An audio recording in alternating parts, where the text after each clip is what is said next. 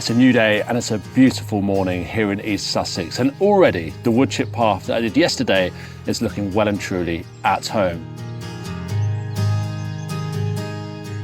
Today we're going to be building our path number 2, and we're going to be using this product here. This is Corten steel edging. We're going to create a gravel path. Now the thing I love about steel edging is it has a very sharp defined edge. It's also popular because it's very malleable, so you can create nice curves with it.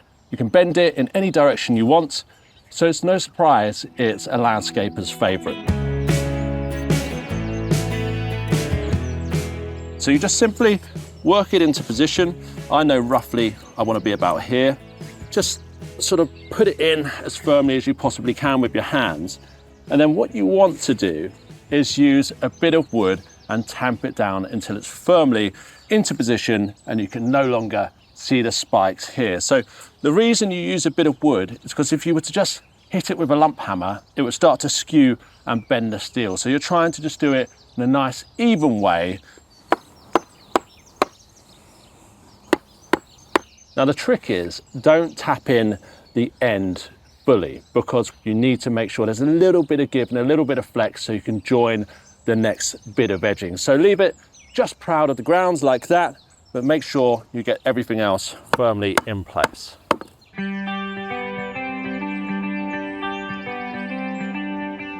Now to join them, we're just using this little clipping system here. So you just pop it in like so. You can see this tongue is now overlapping. Just slot it like this and you get a nice, really solid connection. So now we've got to bang this next one in. Now that we've got our second one in, we actually need to just firm it up even more. So we've got these little clasps down here, and quite simply, all you do is you get a screwdriver and then you point it at this little clip down here and you just give it a little hammer.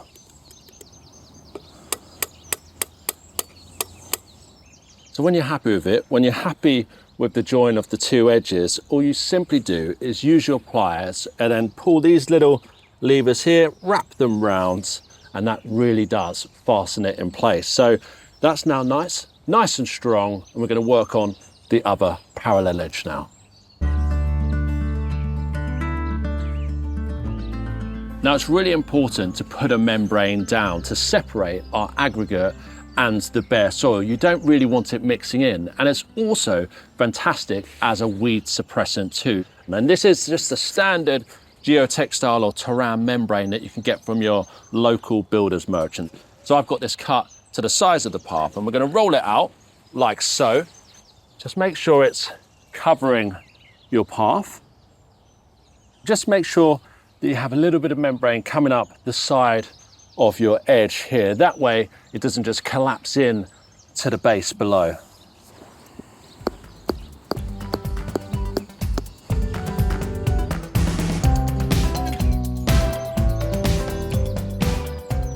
Now we're onto the fun bit now, and that's laying the gravel. This is like laying a carpet in a house. It's just instant impact. So we've got these lovely buff 10mm chippings, and they just look gorgeous. A really nice fine gravel. Now we're simply just going to grab these bags and unleash them all over this path here. So that's a nice neat pile.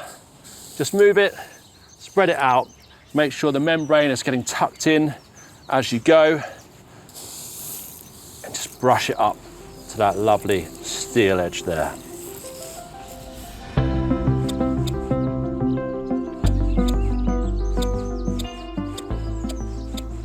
This is a nifty tool. This is a hand tamper, and for small paths and little patios, it's perfect for just compacting those layers of aggregate, and it really is that straightforward to build a gravel path. Now I'm going to crack on and finish the rest of this, but in the meantime, thank you, Oksana, for your question on how to edge and lay paths. We covered the wood chip path and the gravel path, but now I'm going to crack on with the rest of this.